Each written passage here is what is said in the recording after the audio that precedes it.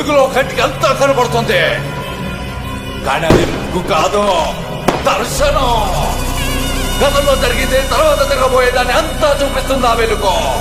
కనబడుతుందా?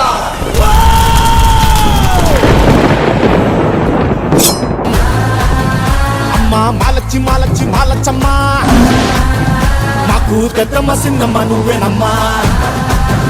అమ్మా దండాలు దండాలు దండాలమ్మా, నా గండాలు తగ్గించి కాపాడమ్మా.